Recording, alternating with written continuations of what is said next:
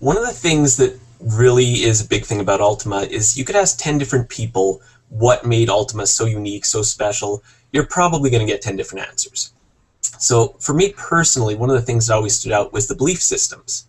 Now, I know you're a big fan of that, obviously, and you'd already mentioned there's going to be the ethical, moral dilemmas coming in Ultimate RPG. My question is there going to be some kind of a belief system behind that as well? Yeah, excellent question, and it's also one of my favorite areas also.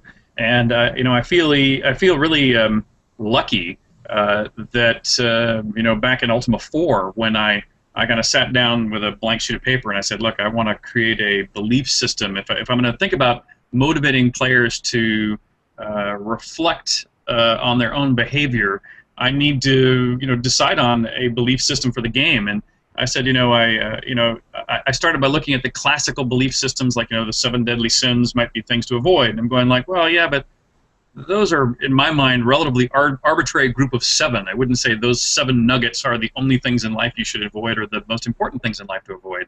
And then I thought, okay, what about the cardinal virtues? And I went through as many classical systems as I could, looking for something I thought I could wrap a game around, and came up blank. And that's when I worked very hard and did a lot of study and came up with the 3 principal virtues of truth, love, and courage, and the 8 virtues that kind of followed along, behind them. But I still look at that, and I look at it as, it's still fiction, if you know what I mean. I've never tried to pitch it as the truth. And but if I'm now going to create I used that basic system in Ultimas 4 and 5 and 6 and 7 and 8 and 9. And so, I thought, okay, if I'm going to do this now again, I don't want to just build on what I had, kind of the ground I'd tread on before, nor do I want to just compete with it. I don't want to come up with another arbitrary system that people will then compare and contrast with that first system that I thought actually was quite successful. And so I said, look, I need to sit down and really think about, what do I think is an improvement from that? What do I think is actually closer to, quote, the truth? How can I make something that is less fictional but still doesn't get into the what I'll call religious debate issue?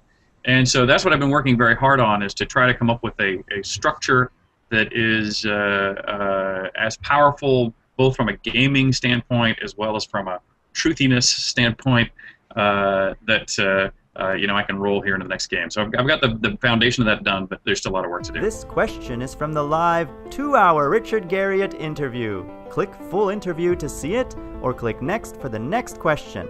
And this video is part of Stratics, a career path in gaming, not gambling, video games.